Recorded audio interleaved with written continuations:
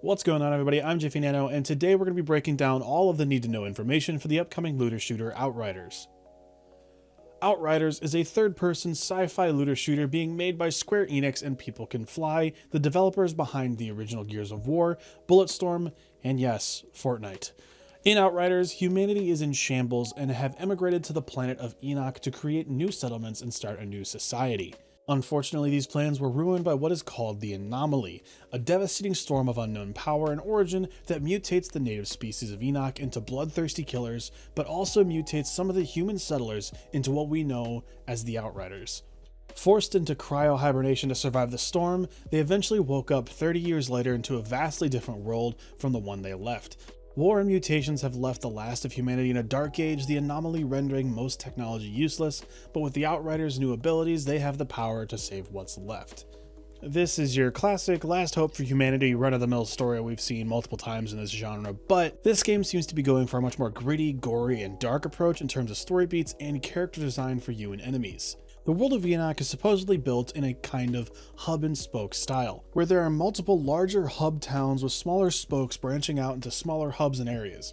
There are fully voiced NPCs, cutscenes, and the dialogue is even supposed to change when larger story events play out, which should make the world feel much more immersive. In Outriders, there are 4 classes: the Pyromancer, the Trickster, the Devastator, and the Technomancer. Each class has a large skill tree with 3 paths to customize your playstyle, and this skill tree can be respec'd at any time at no cost for ultimate customization. So to explain the classes real quick, starting with the Pyromancer is a medium-range DPS style class. It's all about lighting enemies on fire and marking enemies to deal extra damage and even cause them to explode. The Trickster is your agile, in and out of battle, assassin style class, all about controlling time and dealing quick attacks up close and then retreating just as fast as they came. The Devastator is your tankiest class, all about manipulating stone and gravity. This class thrives in close quarters, dealing out bleed damage and impaling enemies on stone spikes. And lastly, the Technomancer. While the Anomaly ruined technology for everyone else, the Technomancer can bend tech to their will. This class is like a long-range caster with turret-based abilities and has the only healing ability that works for both you and allies. Speaking of healing abilities, or lack thereof rather, one of the most interesting thing about Outriders is its combat and healing system in combat. As they've mentioned in their own videos multiple times, there are no healing spells, potions, or your classic hide and regenerate.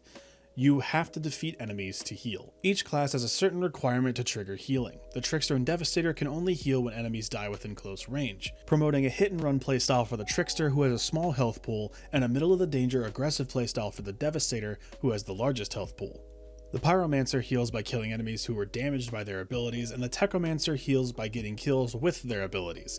This, combined with the relatively short cooldown on abilities, allows for and kind of forces all of the classes to be aggressive and push forward into the enemies rather than retreat to cover and fight from a distance. This, in my opinion, is a very refreshing change. Not many looters force you to be up close and personal with enemies, and it really makes you master the flow of combat, but I can see how this may not be for everybody. Another cool aspect of the combat is the way your abilities can affect enemy attacks. Sometimes you'll see an orange bar starting to fill up above an enemy or boss's head. This means they are readying one of their own abilities.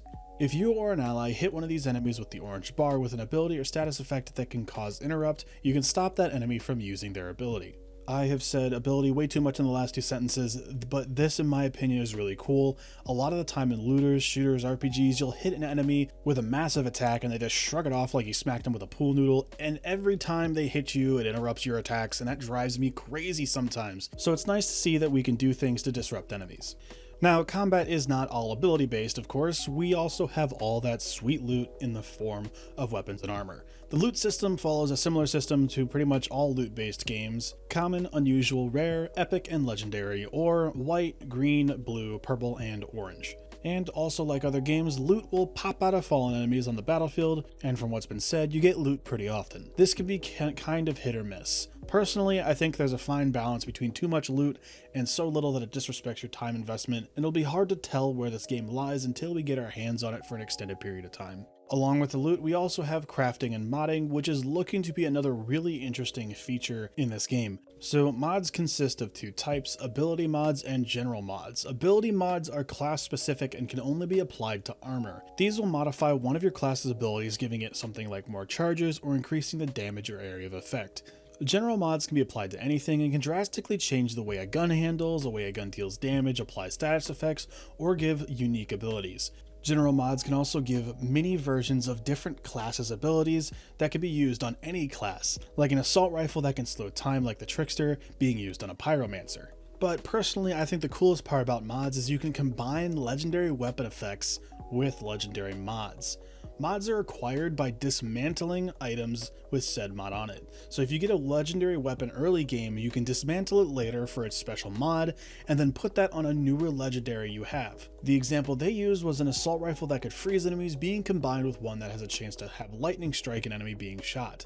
This could create some really interesting combination of powers and abilities, and personally, I am most excited for this part of the game. The crafting system also lets you increase an item's level, rarity, or change its variant, changing an assault rifle from full auto to burst, for instance. There seems to be an insane amount of customization in this game with over 350 individual mods, not even mentioning the skill trees, which provide even more playstyle customization. Builds in this game are going to be crazy. So finally, let's talk about game length, endgame, and post-launch support. People Can Fly has said many times so far that Outriders is not a service-style game, there are no microtransactions, and it's a full 40-hour plus experience right out of the box. Now, I have probably controversial opinions on service style games, and while I like that this game is not going to be a service style game, I personally don't think that this game as a service model is a bad thing, and a lot of looters and RPGs could probably benefit from that style of support. Cosmetic microtransactions are something I'm perfectly fine with if the cosmetics are cool enough to justify the cost. That being said, if done poorly, it can cause a lot of harm to games like this, so it's something we'll have to wait and see if Outriders can provide enough for players with its endgame. The only endgame activity that they have described so far is something they called expeditions. These are large maps different from the story content that are designed to be played through as fast as possible. There are 15 different expeditions and multiple difficulty levels, all having different amounts of loot you could earn based on how fast you can get through a certain map in difficulty.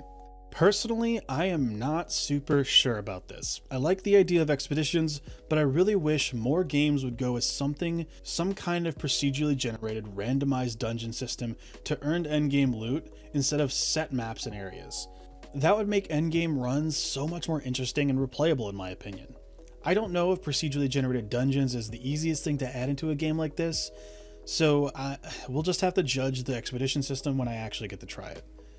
So what do you all think of Outriders from what you've seen so far? This game has a lot of potential behind it and could for sure be a really big hit among looter fans. My only worry really is the scope of the endgame. Outriders should be releasing on April 1st, 2021, yes, April Fool's Day, with a demo coming out on February 25th that is free for everyone, no need to pre-order at all. And it's supposed to be complete access for the first few hours of the game. All 4 classes, you can play solo, co-op in the demo, no time restriction, and all the progress should be carried over to the main game when full launch happens in April.